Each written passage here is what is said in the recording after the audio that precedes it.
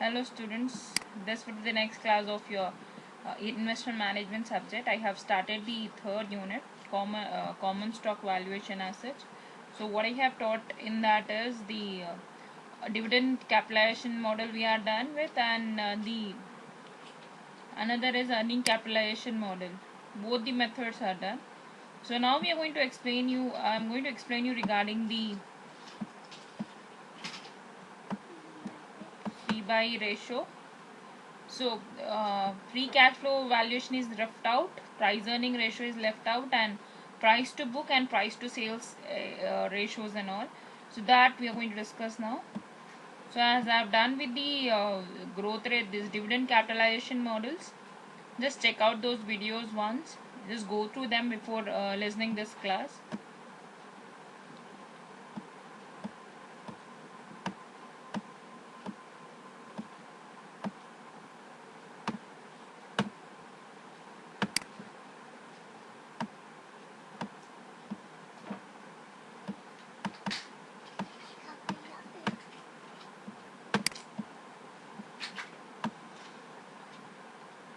So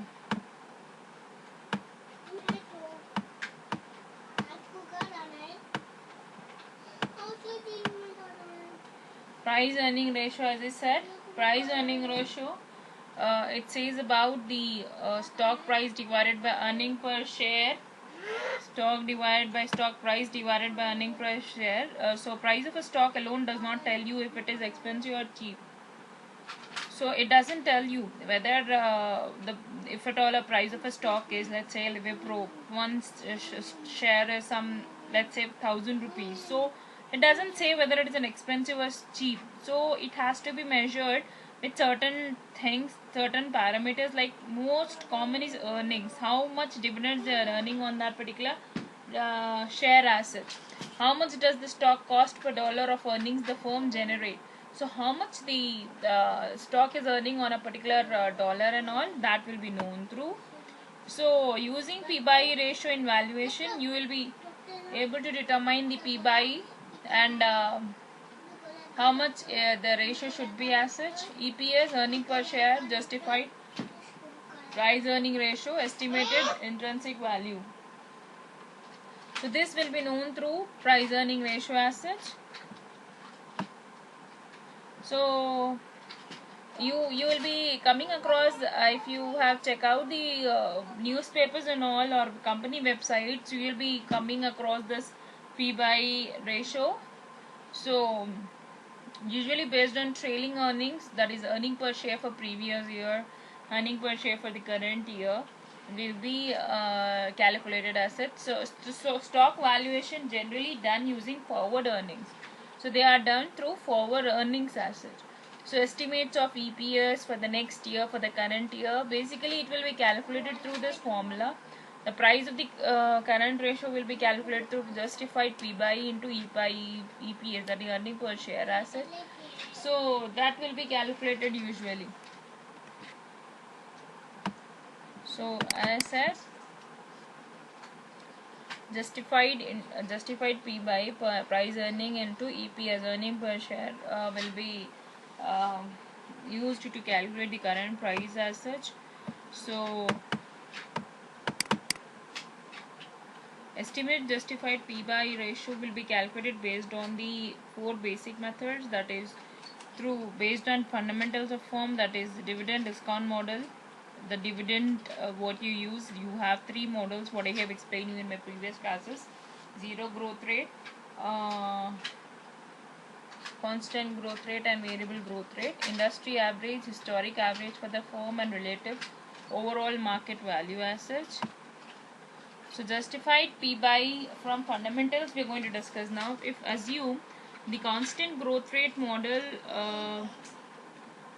holds DDM method, that is dividend discount model, can be shown as PO divided by EPS, P/out ratio divided by KS minus G. So KS is basically the capital, PO is again the current price, how much you're going to get through payout, earning per share, and growth. So it gives justified P/E based on payout ratio and estimates of KE and G to calculate this justified P by E. So to multiply by estimate of EPS to get intrinsic value. Intrinsic value here basically the actual value of the share that has to be done.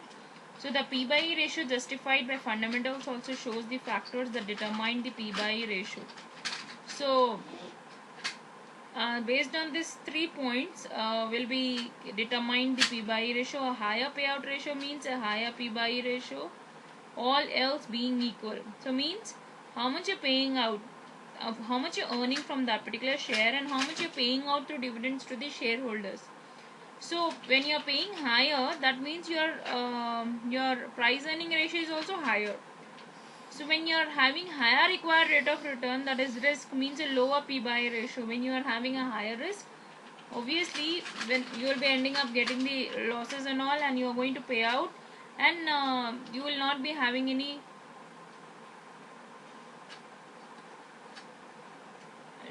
remaining ratio as such. So a higher growth rate means a higher P by E ratio, all else being equal. So a higher growth rate also means a higher P by E ratio. All else being equal, never rely whole, since all the 3 variables are related to each other. So the formula for P by E from fundamentals and the formula for other ratios that follow is derived from a simple DDM with a single stable growth rate.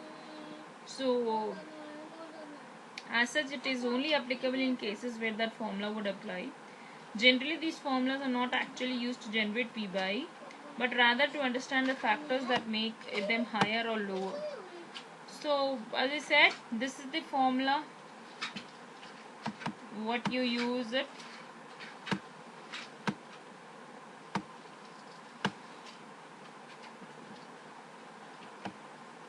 This is what is the formula: stock price divided by earning per share. Price divided by earning per share means, suppose the price of the share is 100 rupees, per share is 10. Okay, so 100 divided by 10 means how much you will get? Price earning ratio will be 10 rupees. 10 rupees as such. So that is how. So you don't have such formulas, problems in this. This is only a formula.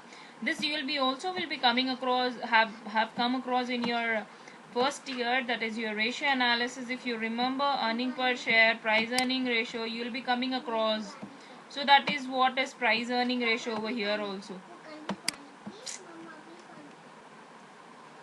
So here that is what it says is basically what he said is your earning per share, your price earning ratio formula is market price per share, that is the current market price per share divided by earning per share. So many analysts, they use the simple multiplier technique approach, that is P by, not the present value models, because they differ different. You have an earning multiplier approach, you have only one, whereas different formulas will be having different methodologies what they use. This we have discussed just now, all higher returns, high and all. Now when you talk about lower P by E ratio is there, suppose, than industry average, but is considered low risk, because lower P by E may be like it may not give proper returns to the shareholders. So a stock with a higher growth will have a higher P by E ratio. So here the company performances, the analyst computes the P by E multiplier approach. Means the times P is higher than the earning per share, that is the price. So the analyst, he forecasts the future earnings per share for the next 6 months or 1 year, and use this historical multiplier of the share company or the industry to arrive at the market price.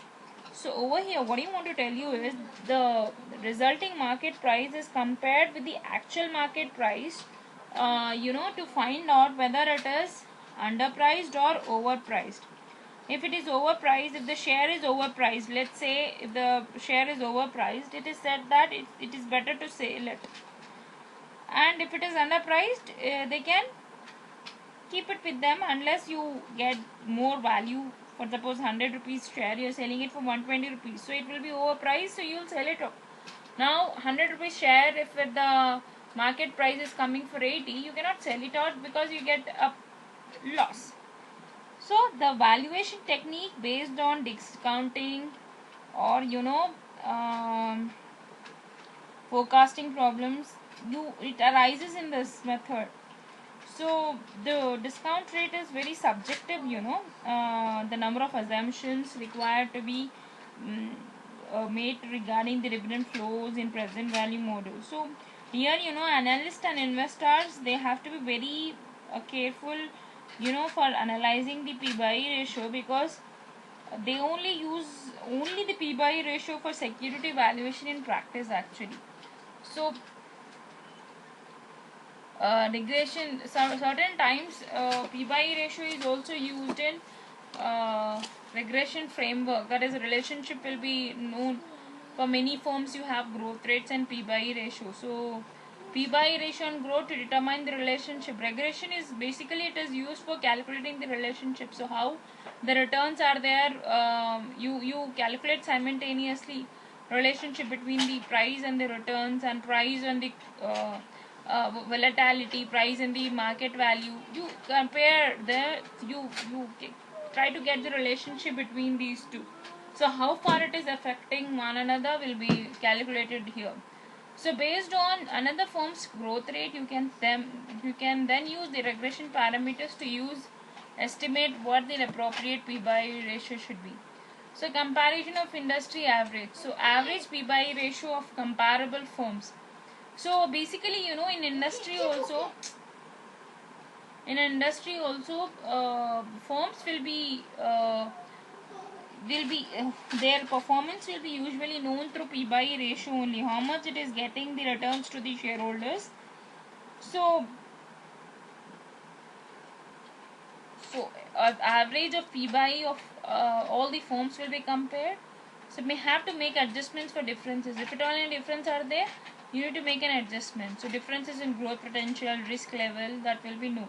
So comparison to historic P/E ratio for firms, average P/E ratio for the firm in the past. So in the past, how was their performance?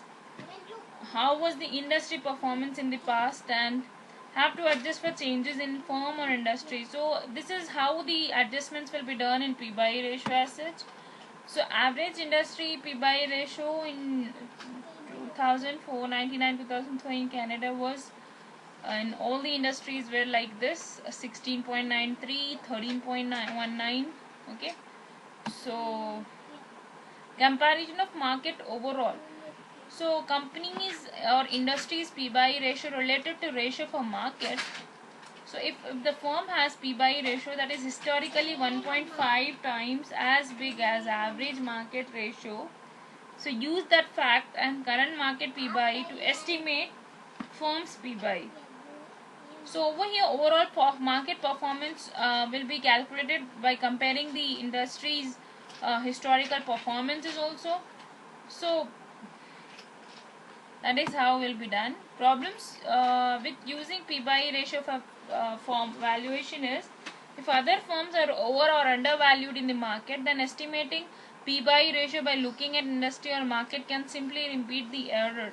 So when the prices are, as I said, if it is overpriced or underpriced, you will not be able to calculate them properly as such. You will not be going to get the correct reports. So what is errors may arise. So for that, the analyst and all, they'll be they have to be very careful while analyzing this, because the prices can be underpriced or overpriced. And as I already said you, if it is underpriced, they are going to keep it there. If it is overpriced, they are going to sell it off so that they are going to get the benefit out of it. So if earnings are negative, P/E ratio is meaningless. Earnings can be volatile, make P/E ratios very volatile. Volatile means fluctuating. So over time it has been given. Now this is what was P by E ratio. I hope it is clear to all of you. P by E ratio, there is no problems in this. There is only a formula, current market price divided by the earning per share. This is only the formula. You don't have formal problems on this, as it's only a formula. As I said, stock price, if at all the stock price is current market price is 100 rupees, the earning per share is suppose 10 rupees, so 1 rupee will be a price earning ratio as such. So that is what this is, what we are done with the one method. If you see this,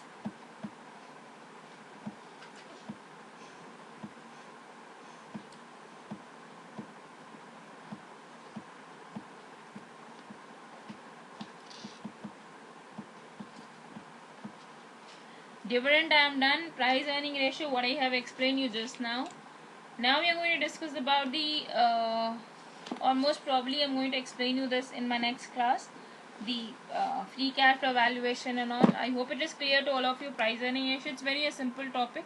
Let's discuss about the price to book and price to sales also, and I'll wind up the class. Free cash flows I am going to explain you in my next class.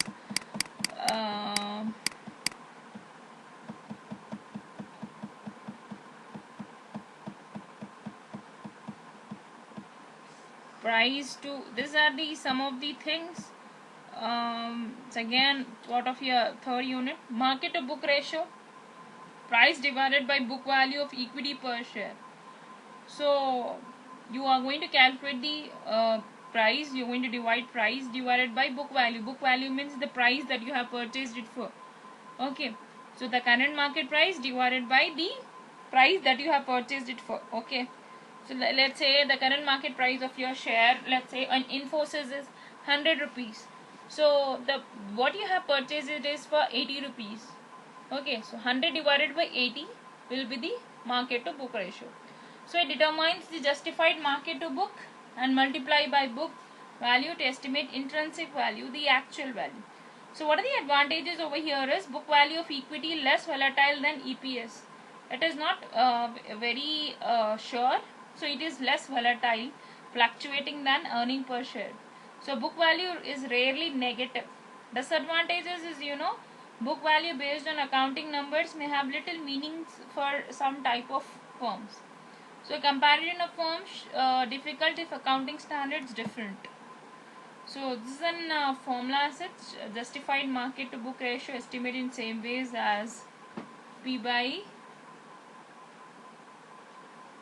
From fundamental assuming constant growth rate DDM, dividend growth rate model.